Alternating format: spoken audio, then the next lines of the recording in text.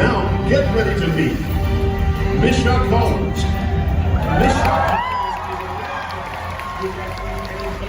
is best known for his iconic portrait of the Angel Castile on the hit television series Supernatural.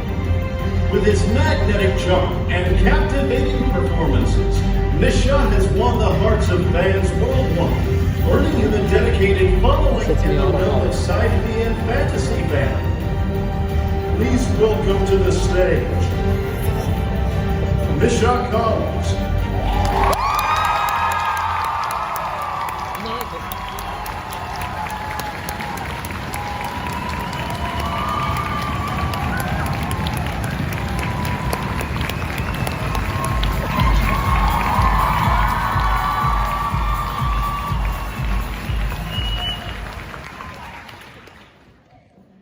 Hi,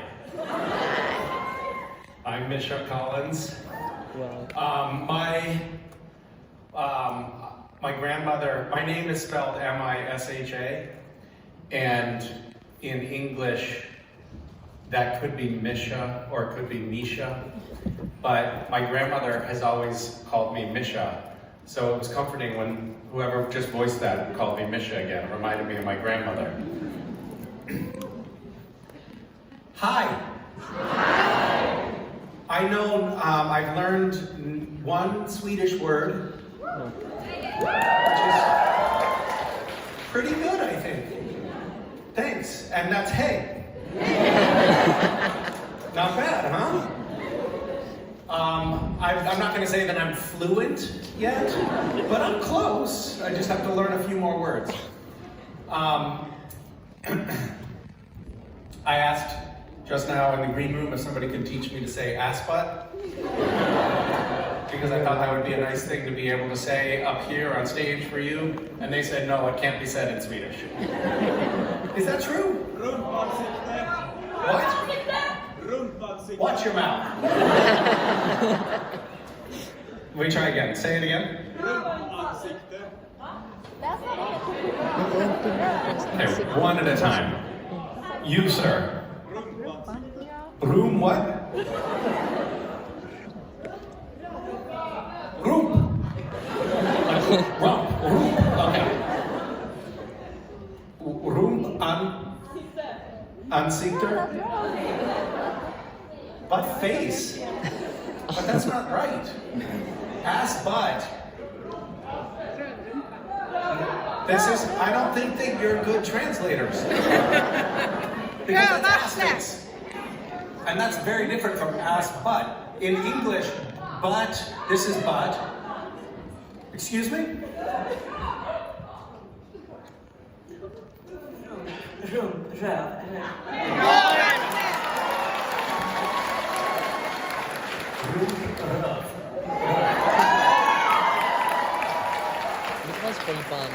Thank you. I appreciate you taking the initiative to just... She's like, I'm sick of this. An end to this conversation. Well, I feel much better now. Thank you. She came up to the stage like, don't listen to these stupid people. She didn't say that, but she said it with her eyes. How many of you are from Sweden? Wow, quite a few. How many are not from Sweden? Wow, hardly anyone. Well, I'm thrilled to be here. This is the first time that I've been in Scandinavia at all. And I have to say, I don't know if you people know this, a lot of times I hear like, oh, it's very cold in Sweden. It's beautiful, I don't know what you're talking about. I got here, it's sunny, it's warm, people are in t-shirts, I don't know.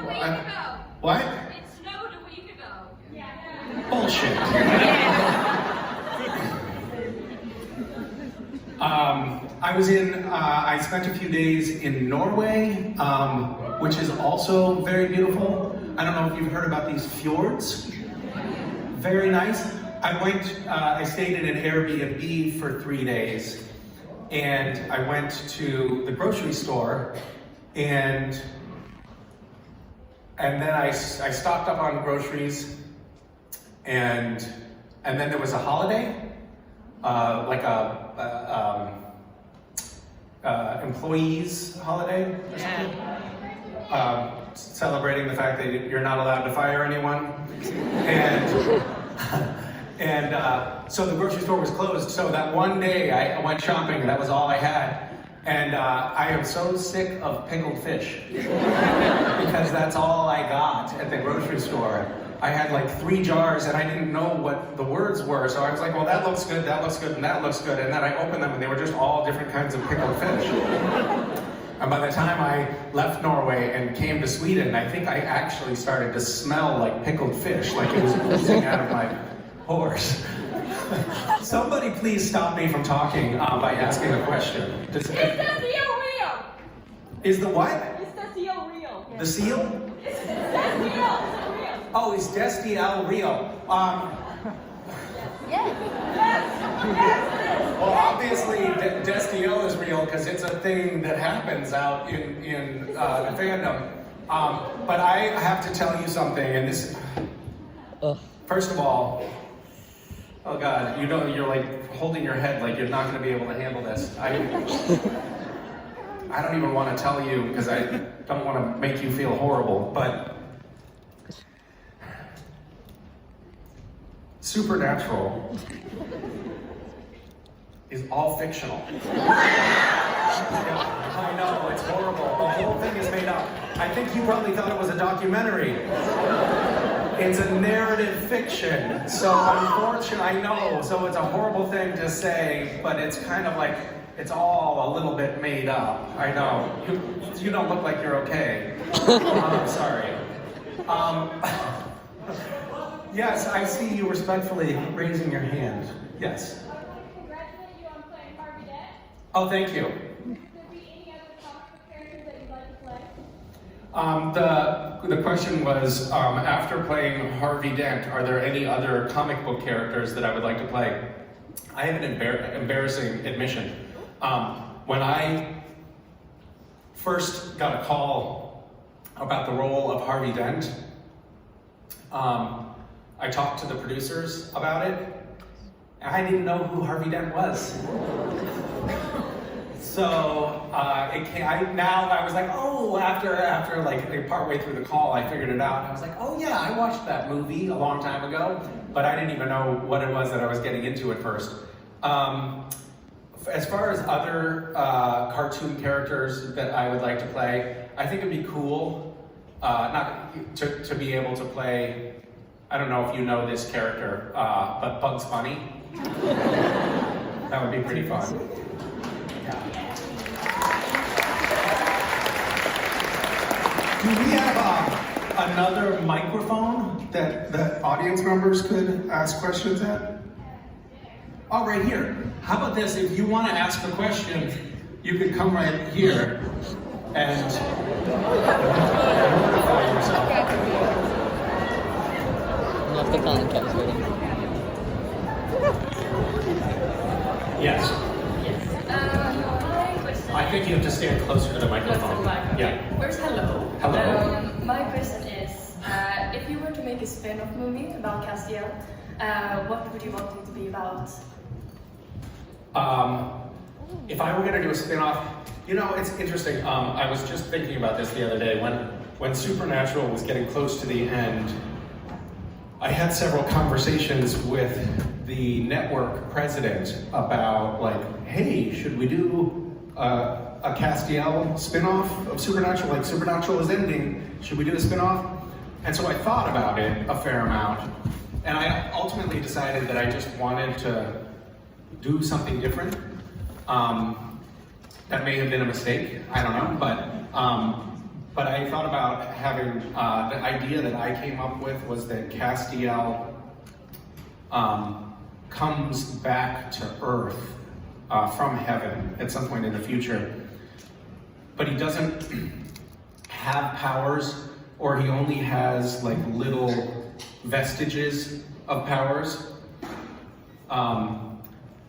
And he trains a group of young hunters to how to go out into the world and be hunters, sort of like a kind of paternal figure I don't know. That was my idea.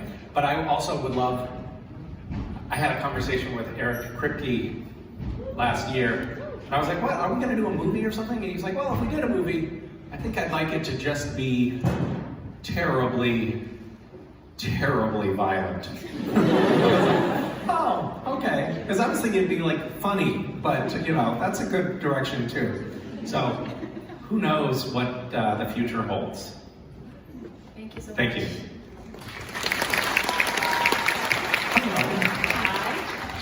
I have a question about Squish, or Ishwar. Okay. The hunt was many things to a lot of people. It's fun, weird, heartwarming. But to you, over the years, which item really stands out to you, really impressed you, and made you think, shit, I can't believe they pulled it off? The question is about Gish, which was a scavenger hunt event that I ran for many years. People participated in 100 different countries around the world, and we did a lot of different types. How many people know what Gish is? A handful. A lot. Yeah, I guess you get bored here in Sweden. So we did little things like craft projects. I would give people assignments like you have to. How do you explain it, right? It's hard to explain it, but basically people would get a list of things that they had to do or make, and then they'd get points for them. And then if your team won and beat all the other teams, then I would take your whole team, like 15 people, on a trip to New Zealand or Italy or something like that. But some of the items that were pretty amazing. I guess my favorite item was, do you guys know what NASA is? The US Space Agency. One year I wrote an item, and you had to get your team to get an astronaut on the space station to take a photo with your team name on it from the space station in space. And at that time, all of the astronauts had social media, like they were all on Twitter while they're up in space. And so all of these, like tens of thousands of people bombarded the astronauts with requests for them to take photos with team names in the space station. And NASA posted on their official Twitter feed, please leave our astronauts alone. They have real science to do up there. We appreciate that you have a little game going, but please leave them alone. They've been instructed that they're not allowed to take any photos up there. So the next year, I wrote another item for the scavenger hunt. It said, last year, NASA told us to leave their astronauts alone. I know that they've been kicking themselves for that decision all year, so I'm giving them another chance. Get Gish was written in space. That was the item that people had to fulfill. And again, NASA got inundated with all of these requests, but this time William Shatner was involved. William Shatner called somebody at NASA because he was on the Gish team and he wanted to get Gish was written in space. And somebody was like, NASA was like, hey guys, it's William Shatner on the phone. He wants us to do something. So it eventually went all the way up to the director of NASA. He had to approve it because it violated US law to have a public-private partnership like this without his approval. And then NASA, on their official Twitter feed, named a mountain on Mars officially. Like there's now a mountain on Mars named Gishwitz, which is pretty awesome.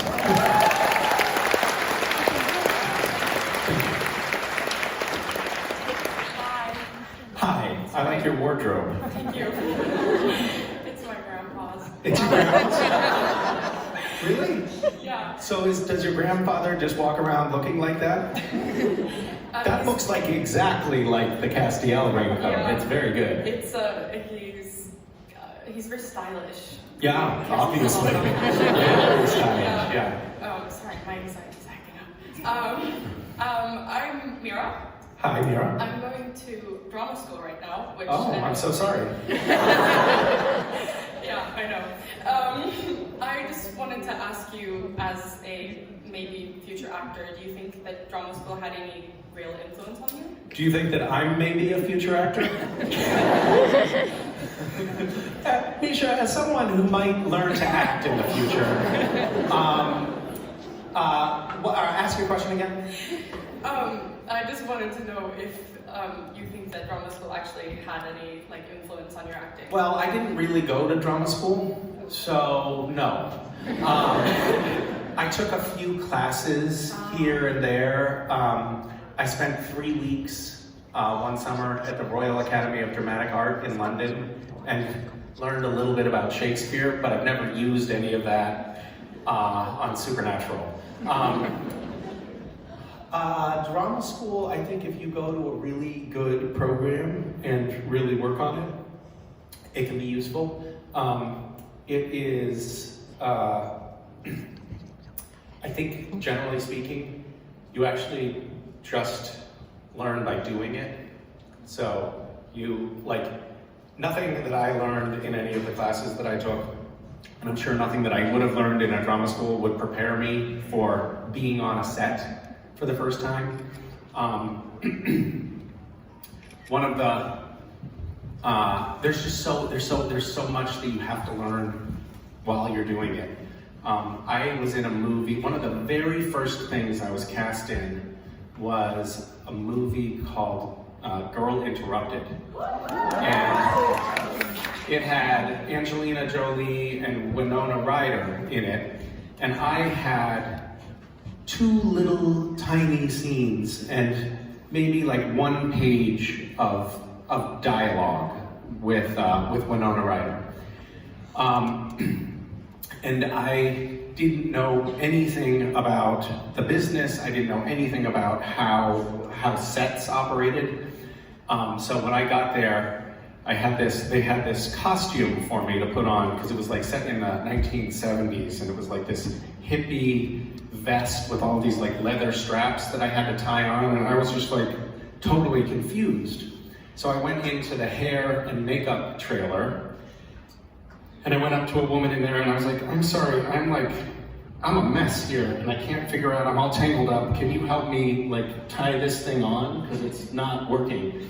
And it took her 5 minutes to figure it out, but she finally got it on. And then later that day, I found out that was Angelina Jolie. And I was like, oops, gotta pay more attention. And then when we were on set shooting my scene, it was this scene where we're sitting on a couch and it's at a party, and I'm just kind of flirting, my character is flirting with Winona Ryder and talking about some weird hippie stuff. But the director comes up and says, we did 1 take, one go through, and the director came up and said, so this is a party, we're in a party, and there's gonna be loud music that we put in later.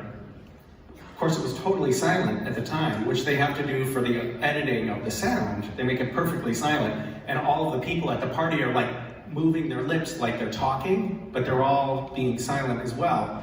He's like, I want you to imagine that it's loud in here, and you're talking over that. And I was like, oh my God, that's a lot to think about. And then the lighting guy came up to me and he said, do you see that light up there? That's Winona's key light. I've never heard of a key light before. And he was like, so you want to stay out of that key light? And I was like, okay, I don't know how to stay out of a light. I didn't even know what he was talking about. What he meant was, don't cast a shadow on Winona's face. But I didn't know that. And then the boom operator came over and he was like, hey, would you do me a favor, and when you're talking, just make sure that your face is pointed in this direction, because if you turn that way, then the sound, I can't pick it up with the microphone because it goes into the camera frame. And then the camera guy came up to me and he was like, hey, so when we go do another take, just do me a favor, don't lean so much to the side, because I have a very specific focus mark for you. I didn't know what a focus mark was. And so all of these people are saying all of these things to me that were like in a foreign language, and I was like, and then I couldn't remember my lines, because now I'm trying to figure out, like, what the fuck is a key light? And so we had to do take after take after take, and now Angelina Jolie is coming in at the end of this scene every time. She comes in, and like, we're 5 or 6 takes in, and she comes in and she's like, what the fuck is the problem in here? And so now I'm like, the woman that I thought was working on the show, turns out to be Angelina Jolie, is now pissed at me, and Winona is frustrated, and the director's like, oh God. And then the director comes up and he's like, just forget about trying to be loud. I don't know, just try to say the lines right. But the point is, like, your first experiences on set, there's so much to learn that you could never learn that. They can never really teach all of that high pressure stuff in a school. So my feeling is, it's best if you can to just find a way to work your way onto a stage or onto a set. That's where I think most of the work gets done. It's also easier to get work when you're young. The older you get, the harder it gets. And I don't know how helpful drama school is, honestly. Very few of the people that I know in the film and TV business who are successful came up through drama school. Very few. But I'm not saying none. I actually have a handful of friends who went to serious drama programs and have had very successful careers for it. So it's find the thing that's right for you, for sure. And I think it's actually more applicable a lot of times to stage work than to film and television work, but who knows? Good luck. Thank you so Yeah. much.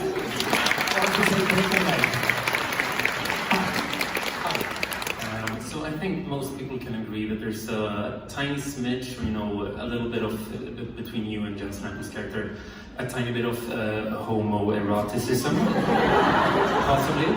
And my question is, if you and Jensen ever discussed the, overhanging themes, or if you ever talked about your character's interactions and how you wanted it to go. I think that certainly yes. We early on, like, there were these sort of stages with that dynamic in the relationship, and at first,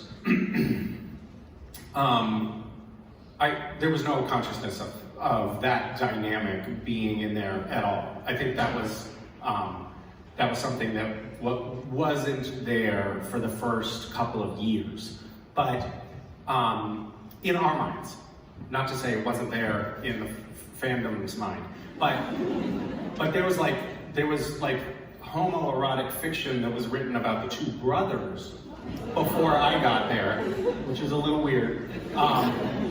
But then my character came in, and then that started to happen with my character, and we became aware of that, I don't know, fairly early on. And then I think the writers started sort of like making little wink and nod overtures to that in the fandom as a way of like, kind of, I think in their minds being playful, kind of. And I don't know to what extent like Jensen and I were doing the same thing. Sometimes we just joked about it. Like we had outtakes that never made it to film that were very homoerotic. But we knew that wouldn't make it to the final cut. But there was, as the characters evolved and as time went on, I think that we both played to that a little bit more, and I think we kept it like subtle enough that it could be read in many different ways. But then I had a conversation with Bob Behrens, who was one of our producers and writers on the show, and he said, Misha, I talked to Andrew Dabb, who was the showrunner at the time, about this idea for Castiel's end on the show. And if you haven't seen the ending of the show, you shouldn't be here. So I had a conversation with him, and he said that he had a conversation with Andrew about this, what his idea was for Castiel's final scene, and it was like a declaration of love, and not like, hey bro, I love you, but like love. And I was like, really? And he had said, and Andrew said, like, he's okay with this. And I was like, really? I never thought in a million years that the show would canonically go there. I didn't think that we would ever actually put that into the story of the show. I thought it was always going to be this like subtle, like maybe we're suggesting it, but we're not actually going to acknowledge it. And the fact that, Bob Barron said, I was going to leave the show, he was going to leave the show, but if we could have that be the final scene, he would stay for one more season to just like make sure that happened. And as we worked toward that culmination of Castiel's character, I had several conversations with Jensen about it. And we talked that through, and I was really glad that they allowed us to do that with the character, and it felt very meaningful to me. I know that people loved the show, and they got like related to the characters, and it was a lot of, fans come up and say like, oh, this has like been really meaningful to me, or got me through a hard time, or whatever. And I'm always like, yeah, bullshit. But when Bob Barron said to me, like, that could be the culminating moment for Castiel, that felt meaningful to me. I was like, oh, well, this actually finally feels like we're doing something that could be impactful and meaningful for a lot of people, and it was meaningful to me. I think that show was very like macho, heteronormative for many years, and like a show about like two, basically redneck Americans who like guns and cars. If their third wheel could be like, hey, I'm gay and I love you, there's no way anyone involved in the show would have ever imagined that could have been possible at the beginning of the show. And the fact that we got there by the end, I think, said a lot about the creative thought that went into the show over time. And it also said a lot about just how much culture evolved over the course of those 15 years. Like, I don't think it would have been possible for us in the beginning. I think some network or studio executive would have said, no, we can't do that. I remember I did a few episodes of ER, which is like a medical show in the US for a while. I'm sure you guys know it. But I did a few episodes of ER, and I remember talking to the casting director about it. And the casting director was saying, this was like early 2000s, it wasn't ancient history, saying Warner Brothers at the time was still uncomfortable with black and white romantic partners on television. Are you fucking kidding me? To think of how I do think that we have all kinds of terrible problems, and all you have to do is look at the fact that in my country, Donald Trump has a good chance of winning a second term. Like, what is happening to make that a possibility? I cannot fathom it. But there are these like slow trends toward more openness, more inclusiveness, and that is, something to be celebrated. And occasionally, when I can feel like I've tapped into somehow being a part of that in any small way, it feels meaningful. Thank you very much.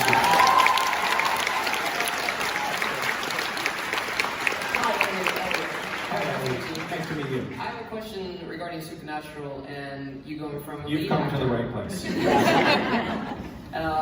being a lead actor and then actually directing an episode, which I think you did in season 9. That's right. Correct. How was that transition? Did you want to do it? Were you asked? And how was that? I wanted to do it, and I was a little bit nervous about doing it because I knew that Jared and Jensen were going to fuck with me. And they did. I have to say, this is a terrible thing to admit, but right at the beginning of my episode, it turned out, when you're filming, there's no excuse to not come to work. Like, you always have to come to work.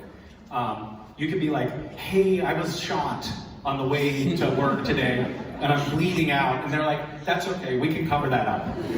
We'll just frame up here, and it's fine. I had my daughter, I told production on Supernatural, I was like, my daughter is gonna be born around September 25th.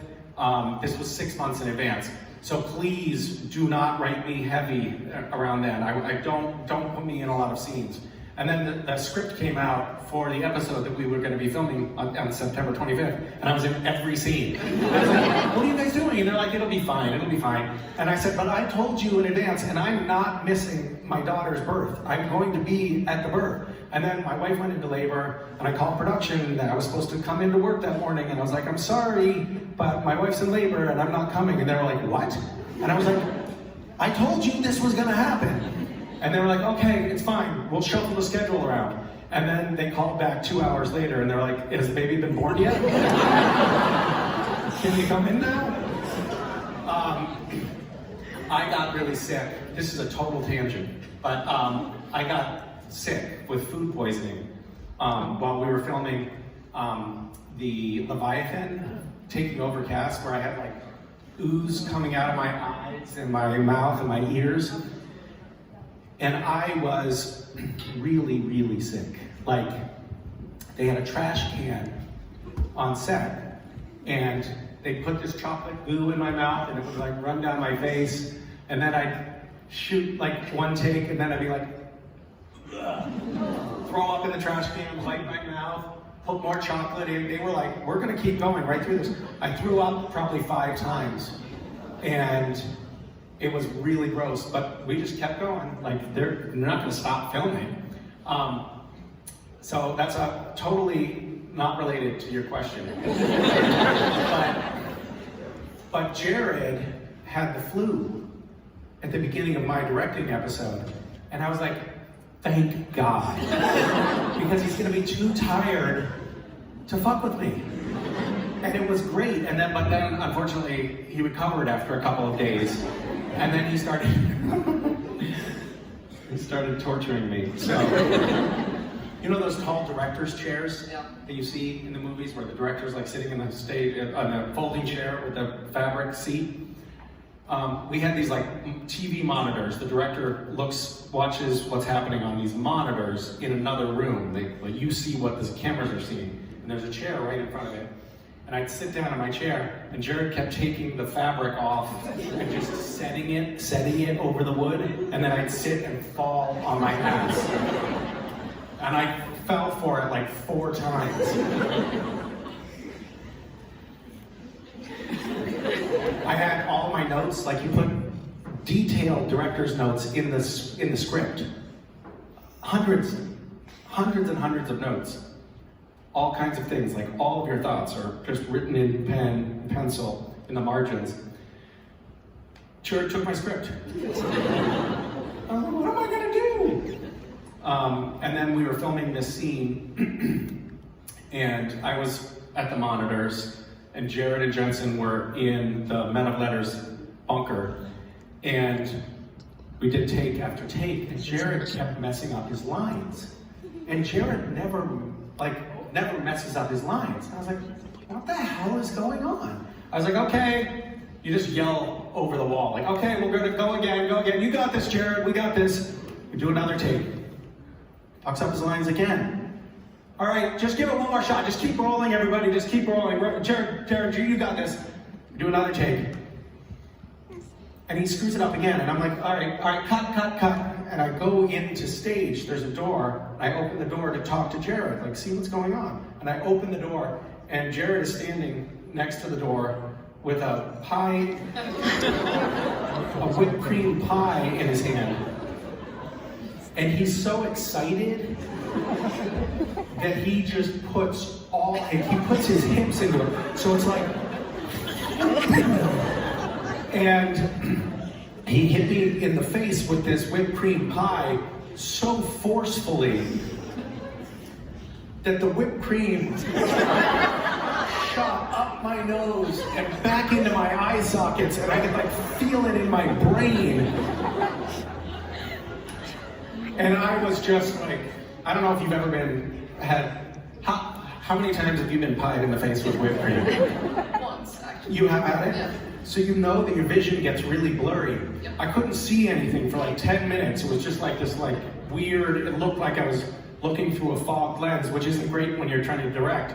But it was just like gross, and the whole crew was in on it. Like the cameras were all rolling on the door so they could capture this moment. I didn't have a change of clothes, but Jensen was nice. He was like, Misha, you want to borrow one of my shirts? I was like, thank you. Your scene partner is an asshole. And it took me so long to clean up that we still had to come back to the scene after lunch. So we broke for lunch, and I was still like picking whipped cream out of my hair as we're walking to the lunch tent. And I was like frustrated, you know? And Jensen was walking right behind me, and he said, hey, Misha. And I said, yeah. I turned around.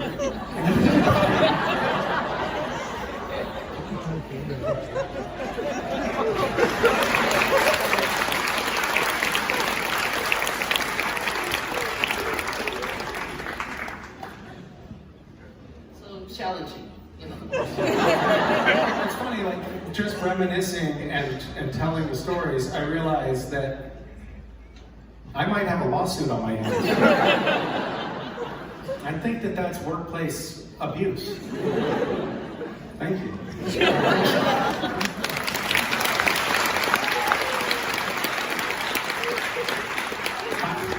I like your wardrobe. Nice watch. So, what is the weirdest and or creepiest question you've ever gotten from one of your weirdness fans? Probably is Destiel real. I'm Canadian, of course. I've gotten much weirder questions than that. God, why, are you going to try to top it? I should have an answer for that. I've gotten questions about genital size. That's weird. I had somebody ask me to marry them. Not like, will you marry us, but will you marry me kind of thing. And I was like, ha ha ha. And they were like, no, dead serious, I'm dead serious. Like, oh, can I think about it? I don't know, I'll think about it. I'll see if I can come up with anything better. Yeah, thank you. Thank you. Oh my god. Oh, it's Ola. Hello. Hi. Also, before I say my question, I was in the car with my mom on the way here, and I told her that I was going to the Q&A, and she just told me, say hi to Cass for me. Well, tell your mom I said hi back. Oh, that's Yeah. delightful. Yeah. And I actually did not, in fact, have a question coming here, so I just searched up good conversation starters. They're all very interesting, I promise.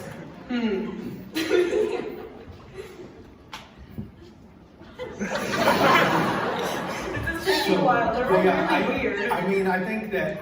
Well, do you have a hidden talent? Oh, okay. That's good. In terms of a conversation starter, though, Yeah. you wanna jump it right in with that question. Yeah, I'm not really the good at whole that. reading off of the phone thing, it slows it down a little That's bit. why I don't have friends. What are your hidden talents? Well, I don't really have any, not gonna I can't believe that. I guess I can do the thing with my nose where I can like like that, but that doesn't really count as a hidden talent if you ask me. Well, it is hidden, like I didn't know Yeah. until you did it, so Yeah. that's pretty cool. But I don't really think it counts. When did you discover that you could do that? I don't know. I was a kid. Just so I you thought know, that was funny. your nose is going like, if you inhale, your Yeah. nostrils are closing up like that. Yep. So you can't breathe hard through your nose. Yes, I can. I do that like it's a different thing. Like I can breathe, but I can also. It's a different thing. You just do it. I can't do that at all. I'm very impressed. My brother used to think it was pretty funny when we were little, so. I think it's pretty good. Yeah. Yeah. But what about you? That's what I was asking. Well, I wonder if I just have too much nose hair. And that's keeping, maybe you have like a very smooth inner nostril. I don't know. I haven't checked. Do you don't shave your inside your nostrils? No. No. Interesting.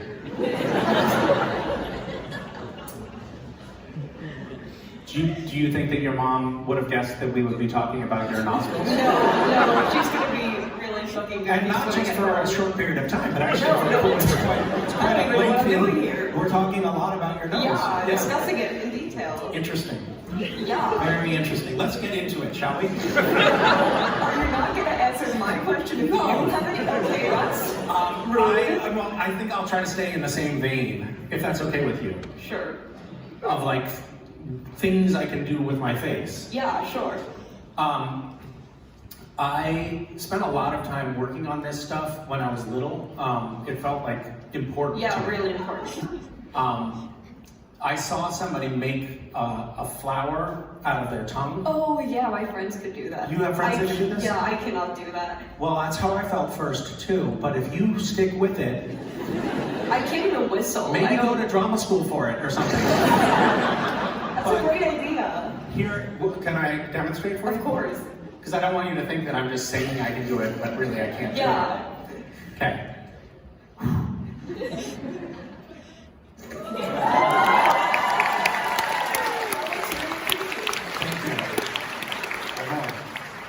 This was something that I did when I was very young, all the time.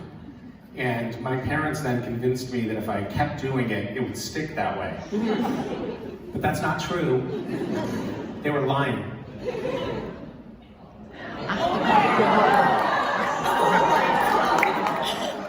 Yeah. That's also creepy. Thank you. Are you doing Thank you.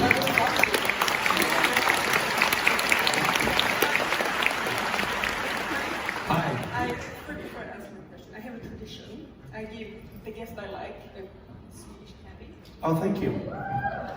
Is this like on an airplane where I'm supposed to take one or the whole the basket as well? I'll eat these and then I'll bring the basket back to you. Thank you. That's very nice.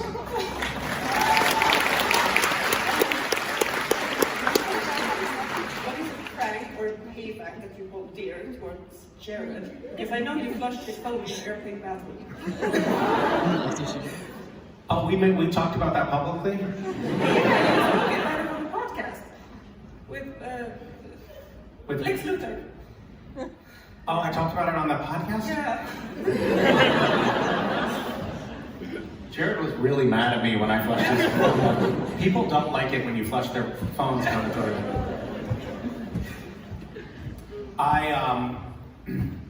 We were on this flight and I went to the bathroom and Jared opened the door while I was in the bathroom and took a picture of me.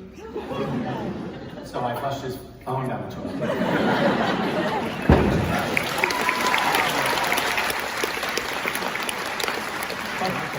Was that your question? That wasn't really your question, was it? Have I done other payback with Jared? Sure. We had all kinds of like escalating pranks with each other that got worse and worse. And I'll give you an example. So there was this, what do you recommend I try, by the way? What's this? Licorice? It's a magnet? Oh, I don't need that right now.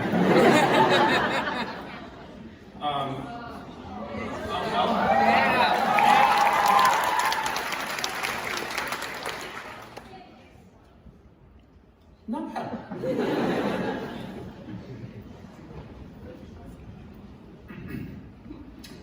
I'm highly allergic to gluten. There's no gluten in this.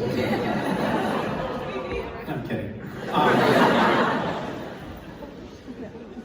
Okay, so one night we were shooting on location in Vancouver. This chair is so low, I feel so weird. We were shooting on location in Vancouver, and Jared had driven himself to work. And usually he had a driver bring him to work, but this day he had driven himself to work. And so I saw he had parked in front of his trailer. So I parked my car just about 3 inches from the driver's side door so that he couldn't get in without crawling over the passenger side. And then I got dressed and went up to set, which was like a mile away. And when I came back, my tires were all flat. So we have a transportation department on Supernatural. It was very easy. I just went to them and I said, guys, can you please blow up my tires? So they inflated my tires. And then I called a tow truck company to have Jared's car towed away. And then Jared came back to the trailers from set just as the tow truck was hitching up to his car.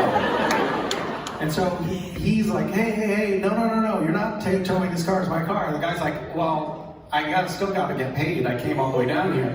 So Jared paid him to leave.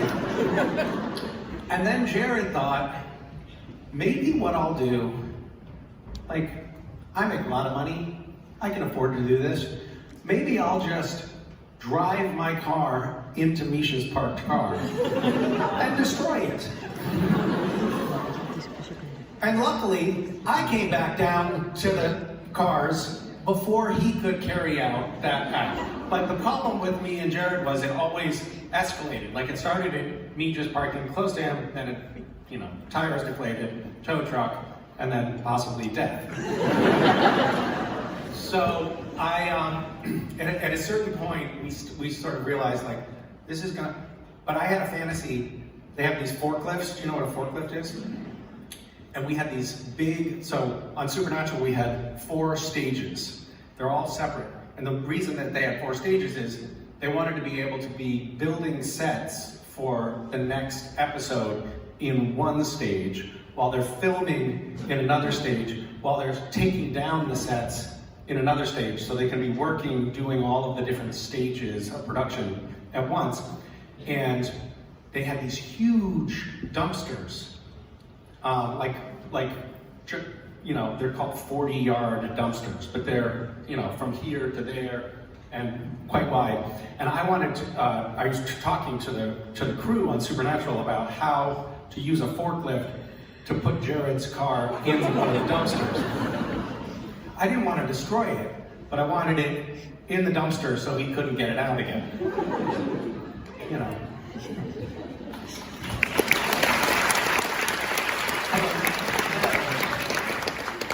My name is Robert.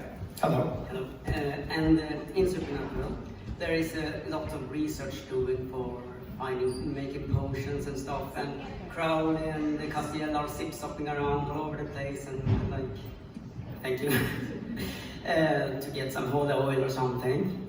But they are never coming to Sweden to do that, and why?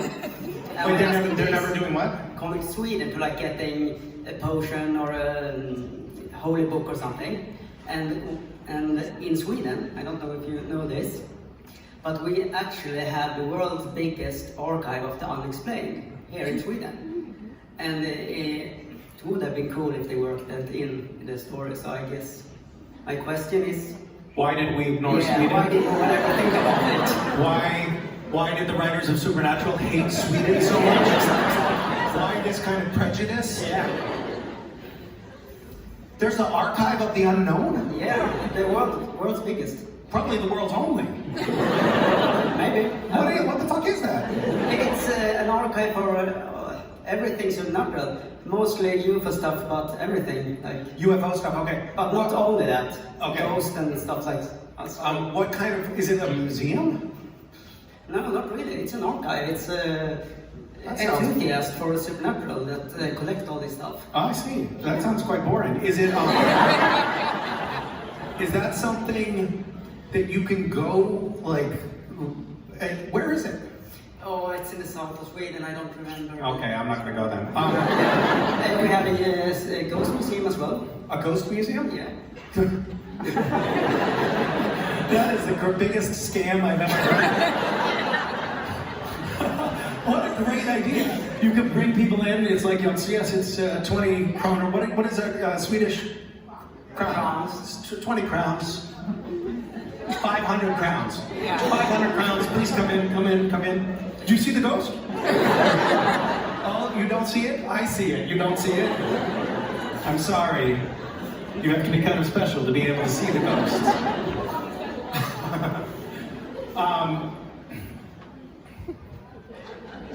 I'm sorry that we have forsaken your country. I mean, we didn't do a whole lot of international work, to be fair.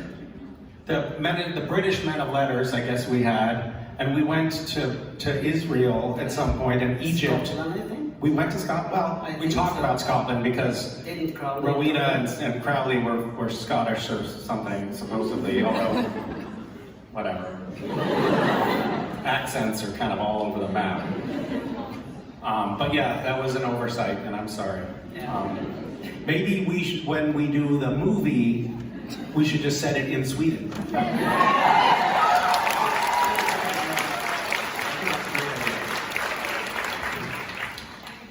Okay, bye. Hi. Hi, you're gonna ask a question together. Yeah. Okay. We've heard about a certain close-up and a slow wedgie. Can you tell us?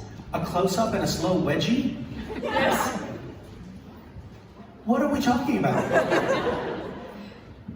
We've heard about when you see.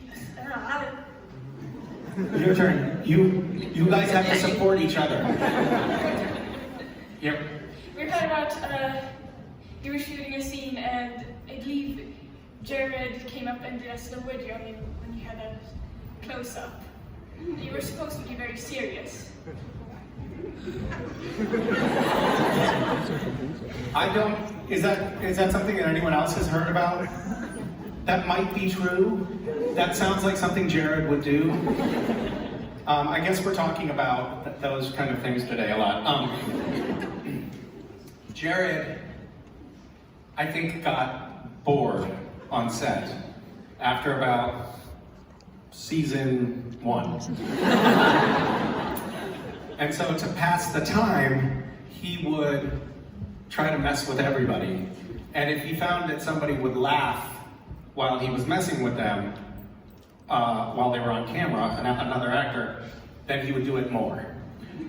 So he didn't care how many takes he ruined. And I was no good at not laughing. Like, I just can't do it.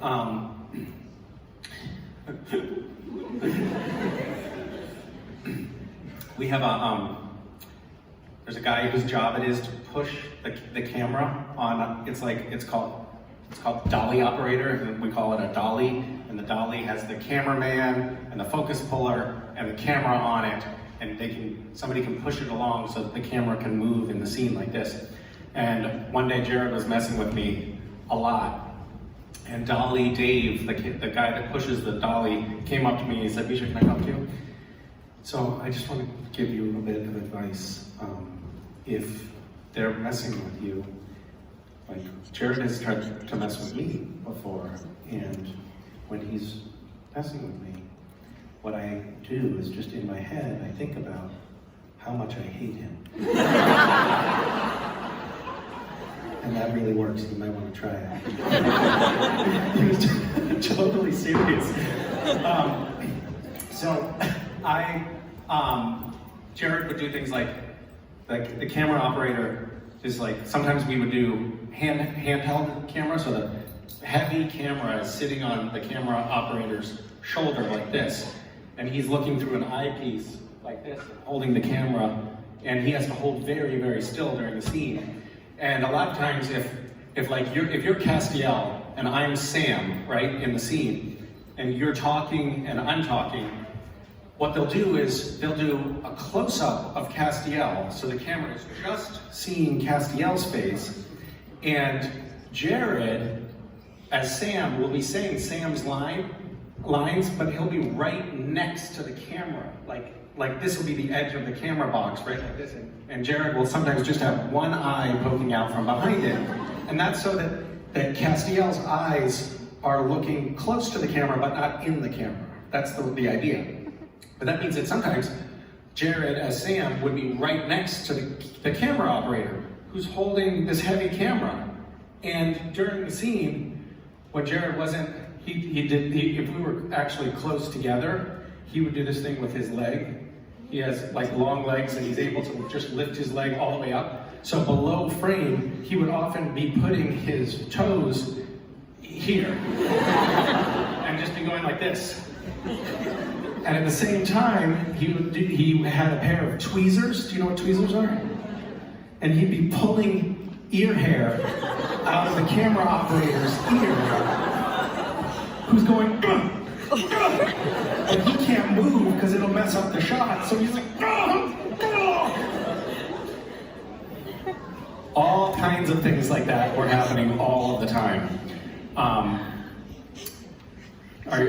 Do I have to leave? 2 more minutes. Oh, I see the countdown clock. I was like...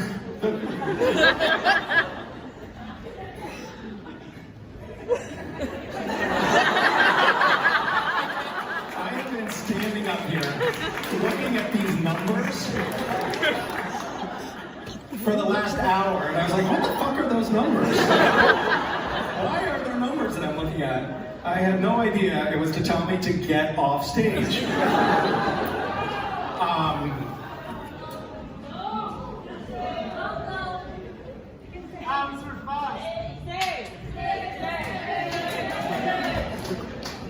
Oh, okay. Everybody's like, no, good job. We were supposed to do other things. It was going to get really boring, even more boring if I stayed. So I think this is a good stopping point. We got to talk about ear hair and nose hair today, which I think is